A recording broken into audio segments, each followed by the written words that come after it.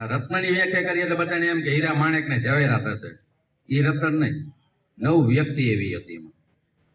એ નવે વ્યક્તિ રત્ન તરીકે શા માટે ઓળખાણી કે દરેકમાં એક એક કળા હતી.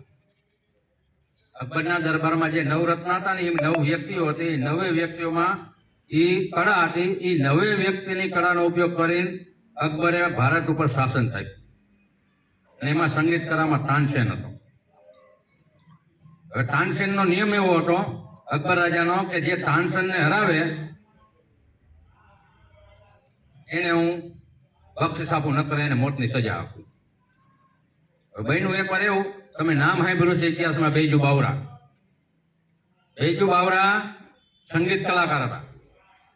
પણ એકવાર એવું બન્યું કે આપણે ભારતમાં નિયમ હતો એવો, આપણી સંસ્કૃતિ જેવી સવારમાં પ્રભાત ફેરી કાઢે, ધૂન ભજન કીર્તન ગણગણતા જઈએ. પણ અકબરના જે દિલ્હી દરબાર હતો ને એની અંદર કોઈ ગાય ન હતું.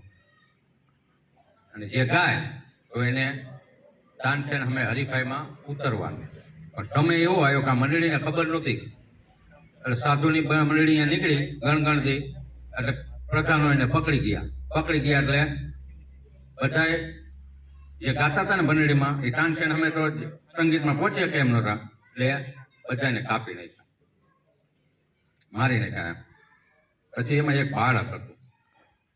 એ બાળકને ભલામણ કરવામાં આવી કે આનો શું દોષ આપવો, જે બાળક છે આની તમે સજા ન કરવાનું.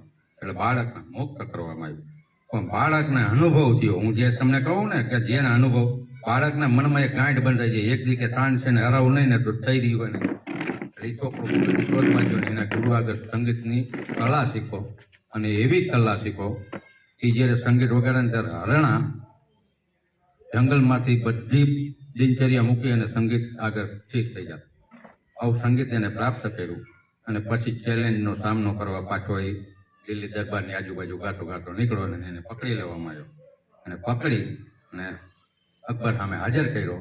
અને અકબર સામે હાજર કરીને કીધું કે આપણા મોહલ્લામાં ગીત ગાતો હતો. અકબરે કીધું તારે તાનસેનને હરાવવો પડશે. બેજુ બાવરાએ શરત મારી કે તાનસેન હારી જાય તો સજા શું? કે મોતની સજા જે હારે એને. આને સ્વીકારી લીધી ચેલેન્જ. અને સંગીતની હરીફાઈ થઈ. અને હરીફાઈની અંદર એવું કહેવામાં આવ્યું કે હું જે સંગીત વગાડું ને હરણા ન આવે તો મને મોત દઈ દેવાનું. એટલે એને એવું સંગીત ગાયું, સંગીત વગાડ્યું ને એટલે જંગલમાંથી હરણાઓ આવ્યા. તાનસેન એની સામે હારી ગયા હતા. એ બેજુ બાવરા કરીને બાળક હતું, મોટું ઈજા બાળક. ત્યારે શરત પ્રમાણે તાનસેનને મારવામાં સજા કરી હતી.